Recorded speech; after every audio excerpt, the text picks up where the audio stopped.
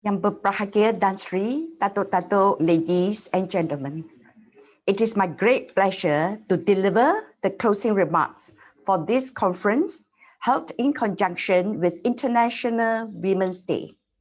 Today, we saw a glimpse of the power of women scientists in Malaysia. With power and passion, our speakers who have scaled the heights of science shared their vast experiences, valuable knowledge, and achievements in various fields of science. The resonating theme throughout their presentations was dedication and passion. No doubt, they played an inspirational role in our national development. Ladies and gentlemen, science and society are not discrete entities. The direction of science cannot be viewed from a single perspective. It depends on the interplay of diverse knowledge communities. It is important for scientists to explore how their research influences the wider world.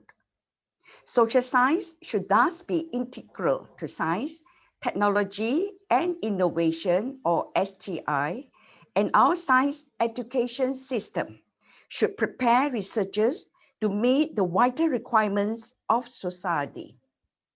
Social sciences are often not given due importance by the scientific community.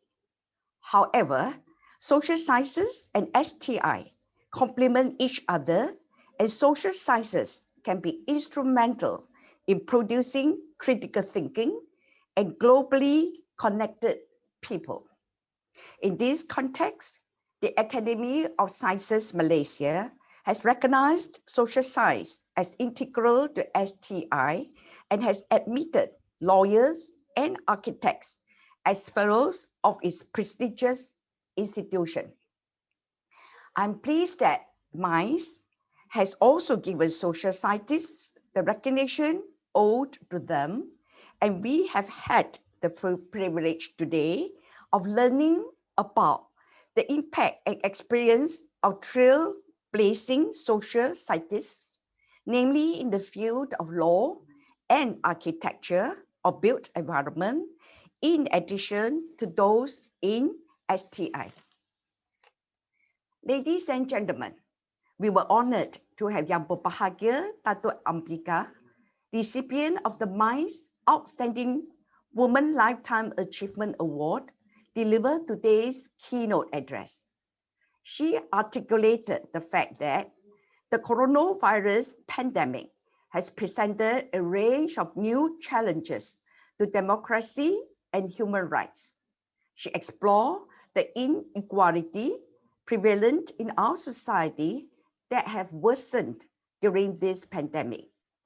It has harmed health, education, social and economic well-being worldwide, with women at the center. Dato' Ambika stressed that we as a society must do to address these inequalities. She highlighted the fact that while we must address these inequalities, we must not lose sight of what might be an even bigger global crisis, namely climate change. Ladies and gentlemen, the creation of a built environment consumes tremendous energy and resources, and thus affects our ecological system. Architects, therefore, owe a responsibility not only to the health and safety of those using their design products, but also extends to the effect that their creations have on the local and global environment. They have a key role in sustainable development. Architect Amar Sama eloquently highlighted the fact that master planning, reforestation, landscaping, recycling, and building design will all have to be addressed if we, as inhabitants and caretakers of this planet, are to hand over this precious earth to our future generations. Who should know better than architect Amas, whose family retreat in Kuang, Selangor, that she designed based on the principles of sustainability and the cycle of life, and was built using recycled wood, won first prize in the Malaysian Wood Awards in 2017. Ladies and gentlemen, many people don't realize how important oral health is to overall health and vitality. A beautiful smile can do wonders for your self-esteem and health. Professor To Chun Kiat emphasized the need for a paradigm shift in oral health care and dental education. She gave the staggering statistic that, based on a survey, 41.5% of the elderly population had lost all their teeth. Even more shocking was her revelation that 2.8% in the 35 to 44 years age group are completely toothless. However, there is hope as advances in restorative dentistry are helping restore both teeth and tooth function. Ladies and gentlemen, Professor Yuen Lim gave an intriguing insight into unraveling the secrets of the gut worms. They have lived and co-evolved with us since the dawn of civilization. How have they managed to escape our immune system since time immemorial? Perhaps, like the gut microbiome, gut worms can actually be useful and can be regulate our immune system. Perhaps they act as a safe house for beneficial bacteria, and deworming actually reduces gut microbial diversity. This is exactly what Prof. Yuen Lim's fascinating research uncovered. Gut worms in low doses can play a beneficial role in conditions like diabetes, cardiovascular disease, and irritable bowel syndrome, and may be used in the future treatment of certain diseases. Ladies and gentlemen, Associate Prof. Dr. Woon Cheng Eng, co-recipient of the Young Woman Scientist Award, described her journey to becoming good enough in a male-dominated world. Human cancer has been one of the most difficult problems that has resisted many therapeutic regimes. However, molecular targeted therapies are revolutionizing therapeutics, which interfere with specific molecules to block growth and spread of cancer.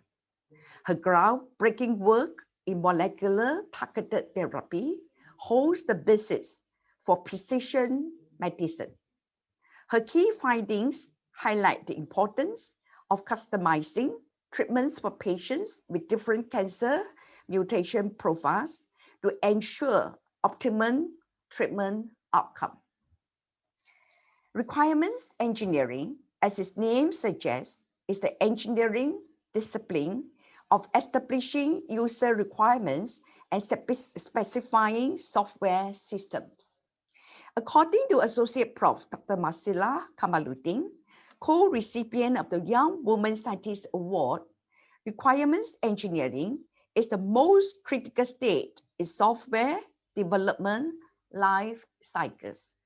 It is essential for the software requirements to fulfill the basic quality attributes of the 3 C's: correctness, completeness, and consistency. In her talk, she described Test Me Red, an automated requirements engineering assistant tool that she and team developed for early validation of requirements. It is heartening that this technology has gained the attention and acceptance of local and international software industries. Ladies and gentlemen, the fourth industrial revolution, or IR 4.0, is changing how we live, work, and communicate. Robots and artificial intelligence are the agents of change that are transforming the manufacturing and other sectors. Dr. Emily Leong, who broke into the male-dominated world of engineering, shared her experiences working as a woman engineer in the electrical and electronics semiconductor industry. She described the history of electrical and electronics industry and its growth in Malaysia through the Industrial Revolution and highlighted the importance of education in the engineering field to realize our national policy on Industrial 4.0 and the future of women engineers. Ladies and gentlemen, IR 4.0 is not only transforming the manufacturing sector, but also the agriculture sector, as pointed out by Dr. Tan Siu Lian in describing the many facets of agriculture. As alluded to by Dr. Tan, agriculture has played and continues to play a key role in human sustenance and economy. It is, in fact, the backbone of our nation's economy. It was stimulating to follow Dr. Tan as she traced her personal journey in the vocation in agricultural science, the choices she made, her career path, and the proud successes. Congratulations to our eminent speakers today who have done our country proud and unleash their women power in all its dimensions. It has indeed been an honor to be among such accomplished individuals. However, nowhere in the world can women claim to have all the same rights and opportunities as men. Despite significant advances, real change has been painfully slow for most girls and women worldwide. It is a sad fact that not a single country in the world has achieved gender equality.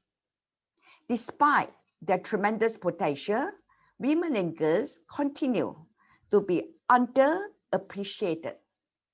According to the World Economic Forum's 2017 Global Gender Gap Report, gender parity won't happen for more than 200 years. Global action should be intensified to achieve gender equality and human rights for all women and girls.